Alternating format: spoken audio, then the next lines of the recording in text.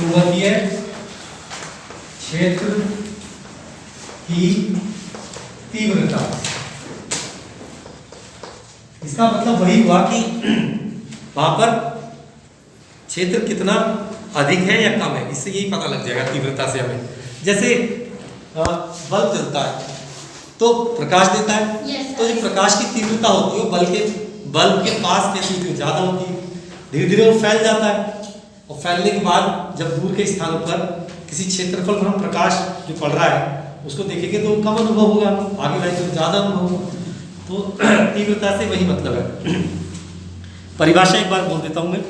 किसी स्थान पर चुंबकीय क्षेत्र के लंबवत रखे एकांक लंबाई के तार में एकांक विद्युत धारा, एकांक का मतलब 1 एम्पियर, धारा का मात्रक एम्पियर होता है ना, एकांक धारा प्रवाहित करने पर तार पर कार्य करने वाला बल उस स्थान पर चुंबकीय क्षेत्र की तीव्रता बताता है, कहलाता है।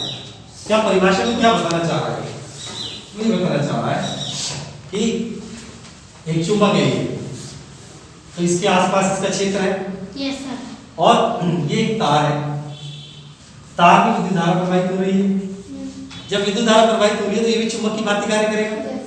तो ये चुंबक इस चुंबक पर क्या लगाएगा? बल लगाएगा, या तो आकर्षण का लगाएगा या तो वही बल, उसी बल की जो माप है वो इसकी तीव्रता को प्रदर्शित करेगा। इसलिए परिभाषा में बिल्कुल वैसे ही दिया हुआ है, अगर आपको समझ में आता हो कि किसी स्थान पर चुंबकीय क्षेत्र के लंबवत रखे, मान लीजिए चुंबकीय क्षेत्र ऐसे बह रहा है, ऐसे बह रहा है,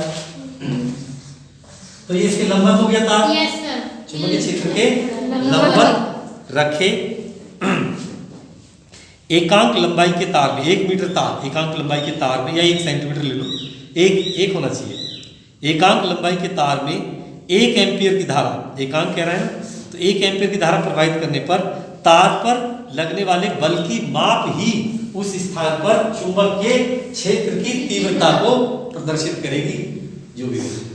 ठीक है, तो चुंबकीय क्षेत्र की तीव्रता जो है इसकी परिभाषा आप अच्छे से याद करें। और इसका मात्रक बहुत पूछा जाता है पेपर में। इसका जो मात्रक है न्यूटन प्रति एम्पियर मीटर है। क्या है? न्यूटन प्रति एम्पियर मीटर। एम्पियर मीटर, ये याद रखें, या वेबर प्रति मीटर स्क्वायर, यानी मीटर स्क्वायर क्षेत्रफल का होता है ना, वर्ग मीटर है ना, मीटर स्क्वायर वर्ग मीटर। तो इसका मतलब यही है कि एकांक क्षेत्रफल से जितना वेबर किसका मात्रक है? वेबर होता है क्षेत्र का, चुंबकीय क्षेत्र का।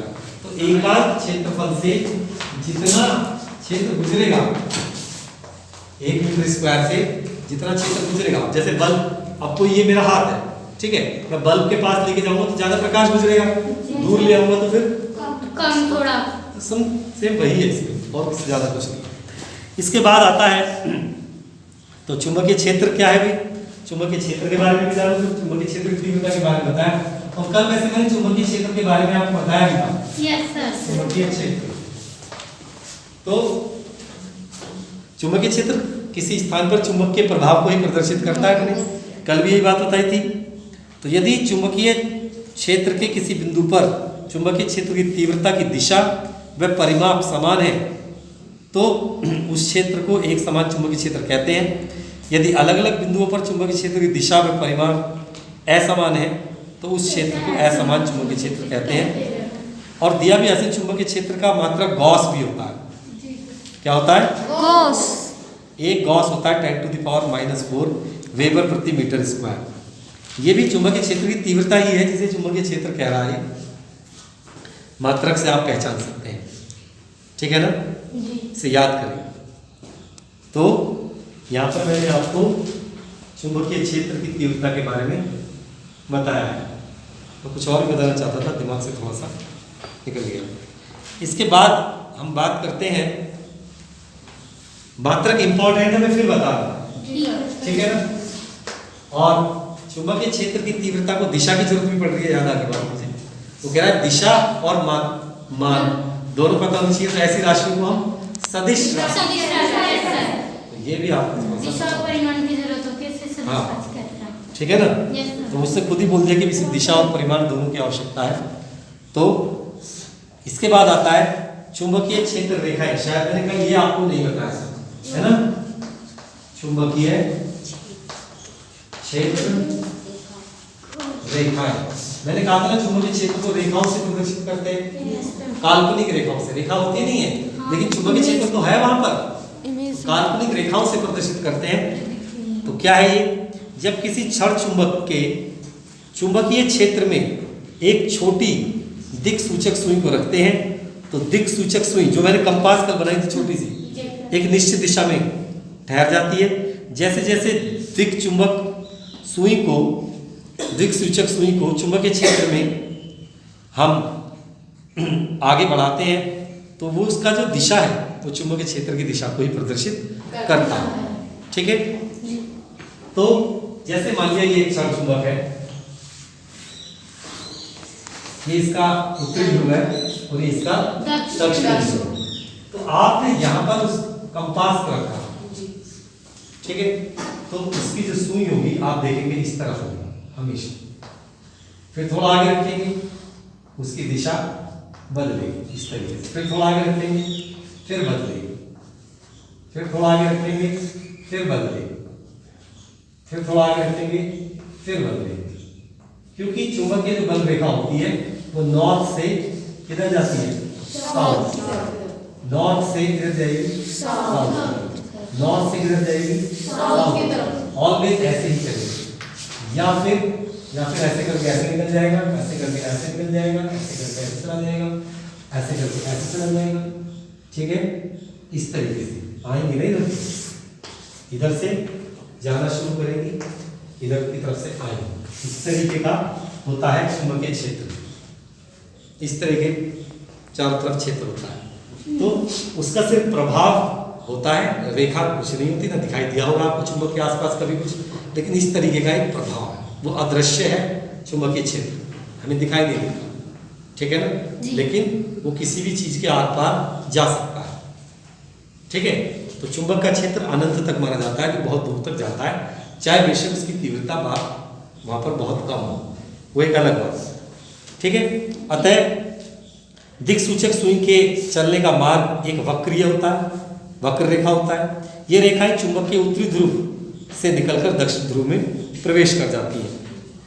किसी चुंबक क्षेत्र में चुंबकीय रेखाएं वे काल्पनिक रेखाएं, सुन लीजिए, बल रेखाओं की परिभाषा पूछेगा तो यहां से दें, किसी चुंबकीय क्षेत्र में चुंबकीय रेखाएं वे काल्पनिक रेखाएं हैं जो उस स्थान में चुंबकीय क्षेत्र की दिशा को अविरत मतलब लगातार प्रदर्शित करती हैं तथा इन रेखाओं के किसी बिंदु पर खींची गई स्पर्श रेखा उस बिंदु पर चुंबकीय क्षेत्र की दिशा को प्रदर्शित करती है। जैसे मान लीजिए यहाँ आपको चुंबकीय क्षेत्र की दिशा प्रदर्शित करनी है तो यहाँ पर एक स्पर्श रेखा खींची, तो यहाँ पता लग जाएगा कि चुंबकीय क्षेत्र की दिशा ऐसे है। स्पर्श रेखा मालूम है आपको, ये सिखाई जाती है गणित में, वृत्त होता है ना, वृत्त, उसको छूती हुई जो रेखा होती है उसको स्पर्श, एक बिंदु पर छुए वो है स्पर्श। तो ऐसे कहीं भी यहाँ पर पता करना है तो यहाँ पर स्पर्श रेखा खींच लीजिए, पता लग जाएगा आपको कि सबसे मिलती हुई जो रेखा बस वो स्पर्श, बस एक बिंदु पर टच करें जी, एक बिंदु, तो वो होती है हमारी स्पर्श। ठीक है, बात समझ में आ रही है, नहीं आ रही? तो अब थोड़ा आगे चलते हैं और कुछ क्रियाकलाप हैं, हम इसको देख भी सकते हैं कि भाई एक लकड़ी का एक पटरा लीजिए, है ना, उस पटरे के नीचे की तरफ एक क्षण चुंबक लगा दीजिए, टेप से चिपका दीजिए। ठीक है, और पटरे के ऊपर एक सफेद कागज लगा दीजिए। अब उस पटरे पर लोहे का बुरादा हल्का सा, जो बहुत हल्का हो, हल्का वाला बुरादा पाउडर की तरह पूरे पर डाल देंगे। अब चुंबक तो उस पर बल लगाएगी, लोहे को आकर्षित करती है। अब लेकिन बल यही तो लगेगा जहां चुंबक की बल रेखा है, जहां नहीं है वहां नहीं लगेगा बल। अब उस पटरे को थोड़ा सा ठक ठक ठक 2-3 बार अपनी रख के उंगली मारेंगे तो वो जो लोहे के जो छोटे छोटे कण हैं वो उन पर बल लगेगा और वहां जहां बल होगा वही वो होंगे। तो हमें कुछ इस प्रकार का चित्र, जैसे कि मैंने बनाने की कोशिश की है, ये चित्र हमें दिखाई देगा। ठीक है, तो ये चुंबकीय बल रेखाओं की दिशा को प्रदर्शित कर रहा है। ठीक है ना, तो इस तरीके से हम चुंबकीय बल रेखा की जो दिशा है उसको देख सकते हैं कि किस तरीके की है, और इस दिक् सूचक की सहायता से भी इसको हम बल रेखा को खींच सकते हैं। सबसे इंपॉर्टेंट जो है चुंबकीय बल रेखाओं की परिभाषा वो बहुत कम पूछेगा तो इसके गुण पूछेगा कि चुंबकीय क्षेत्र रेखाओं के गुण क्या है। चुंबकीय क्षेत्र रेखाएं इनके जो गुण है वो इंपॉर्टेंट है, पेपर में कई बार पूछी जा सकती हैं, पूछी गई भी है। तो पहला गुण मैं समझाता हूँ। चुंबकीय रेखाएं सदैव चुंबक के उत्तरी ध्रुव से निकलेंगी और दक्षिण ध्रुव में जाएगी। हमेशा उत्तर से दक्षिण ध्यान रहेगा। Yes, ये उनकी खासियत है कि वो उत्तर से निकलती है और दक्षिण में जाती है, ठीक है। और एक बंद वक्र बनाएंगे, बंद हो गया ना ये, यहाँ से चली और यहाँ पे ऐसे होगी, इसके अंदर भी तो होगी, चुंबक के अंदर होगी बिल्कुल 100%, ठीक है। अब दूसरा है, दो चुंबकीय रेखाएं एक दूसरे को कभी नहीं काटती। कहाँ काटेगी? ये इसको काटेगी, ऐसे जाएगी क्या ये? ना, अगर ये ऐसे चली गई तो फिर एक बिंदु पर चुंबकीय क्षेत्र की कितनी दिशाएं जाएंगी? दो दिशाएं होंगी, एक इधर वाली, एक इधर वाली। इधर वाली और इधर वाली। ऐसा ये भी एक नया गुण हमें हमारे याद होना चाहिए कि किसी बिंदु पर किसी चुंबक के क्षेत्र की दो दिशाएं नहीं होगी। इसका मतलब चुंबकीय बल रेखाएं कभी एक दूसरे को नहीं काटती। नहीं काट सकती। बात समझ में आई है नहीं? चुंबकीय बल रेखाएं कभी भी एक दूसरे को नहीं काटेंगी, बहुत इंपॉर्टेंट बात है, ठीक है। और ये बात है कि जहां चुंबकीय रेखाएं घनी होती है, घनी है ना, और जैसे यहाँ हल्की हो गई, यहाँ और हल्की हो गई, तो जहां घनी होती है चुंबकीय बल रेखाएं वहां चुंबकीय क्षेत्र की तीव्रता अधिक होती है, और जहां बल रेखाएं कम होती जाती है वहां उनका बल कम होता है, ठीक है। ये बात आपको समझ में आ गई और 4 गुण मैंने लगभग आपको बता दिया, ठीक है। तो एक और गुण भी कह रहा है, एक समान चुंबकीय क्षेत्र, अगर चुंबकीय क्षेत्र एक समान है किसी जगह पर, न कम है न ज्यादा, कि यहाँ कम है या ज्यादा, तो वहां पर जो क्षेत्र होगा उसकी जो रेखाएं होंगी वो एक दूसरे के समांतर होंगी और समान दूरी पर होंगी, ठीक है जी। अब ये हमने सीख लिया कि चुंबक के द्वारा जो बल रेखाएं हैं वो किस प्रकार हमें दिखाई देती है। ये क्षण चुंबक था। अब मैंने ये कहा कि आप पाठ में पढ़ भी रहे हैं कि जो धारावाही चालक होता है, जो तार होता है, मैंने कल भी कहा था कि मैं तार को क्या बोलूंगा? धारावाही चालक, यानी जो धारा को वहन कर रहा है, जिससे धारा बह रही है। तो किसी विद्युत धारावाही चालक के कारण जो चुंबकीय क्षेत्र उत्पन्न हो रहा है वो कैसा होगा, उसकी जो बल रेखाएं हैं उनकी आकृति किस प्रकार की होगी। तो ये भी हमारा टॉपिक है और बहुत इंपॉर्टेंट है, पूछ सकता है एग्जाम में, और कोई ज्यादा कठिन बात नहीं है, छोटी सी बात है, ठीक है। मैं अभी बता देता हूँ, बहुत आसान है कि चुंबकीय बल रेखाएं कैसी होंगी। ये एक धारावाही चालक है, इसमें विद्युत धारा ऊपर की ओर बह रही है, धारा की दिशा पता होनी चाहिए, ठीक है। तो आपको ये ज्ञात करना है कि इसके द्वारा जो चुंबकीय क्षेत्र उत्पन्न हो रहा है उसकी बल रेखाएं किस प्रकार की होंगी। बहुत सरल, बहुत सरल। ये कोई भी बिंदु ले लीजिए इस पर, और उसके चारों तरफ चुंबकीय बल रेखा ज्ञात करनी, तो वो इस प्रकार की,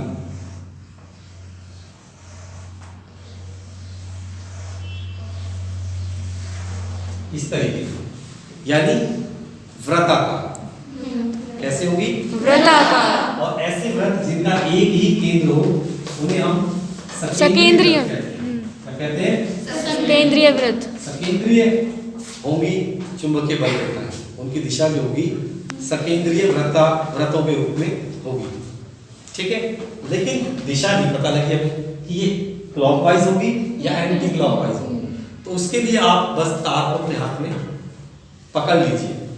तार को, इसमें भी नियम है कि आप जो है तार को अपने हाथ में पकड़ लें।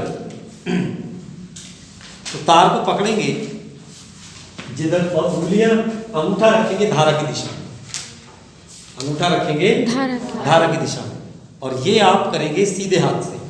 किससे करेंगे? सीधे हाथ से पकड़ेंगे, उल्टे हाथ से नहीं। ये दक्षिण हस्त अंगूठा नियम कहते हैं इसको हम। अगर हमें दिशा बतानी है तो दक्षिण हस्त, दक्षिण मतलब दायां, हस्त मतलब हाथ, दक्षिण हस्त और अंगूठा। दक्षिण हस्त अंगूठा नियम जो है हमें अपनाना है, इसका क्षेत्र ज्ञात करेंगे। तो इस तार को जब हम पकड़ेंगे तो ऐसे पकड़ेंगे, अंगूठा किधर होना चाहिए, धारा की दिशा में। जिधर धारा बह रही है। तो उंगलियां जो है किसको बता देगी, क्षेत्र को बता देगी। तो उंगलियां मेरी किधर आ रही है, ऐसे आ रही है ना, तो ये होगा एंटी क्लॉकवाइज, घड़ी की सुइयों की दिशा के विपरीत। ठीक है, अब आपको मेरे हिसाब से समझ में आ गया होगा। ठीक है, किसी को ना समझ में आया हो तो पूछ लो, और फिर ना पूछे तो हम इसमें कुछ नहीं कर सकते। हम तो सिर्फ कह सकते हैं। सर ये नियम किसने दिया था? ये नियम किसने दिया था? आई थिंक ये फ्लोमिंग, मैक्सवेल का है। मैक्सवेल। मैक्सवेल का दक्षिण हस्त अंगूठा नियम, ये मैक्सवेल ने दिया था।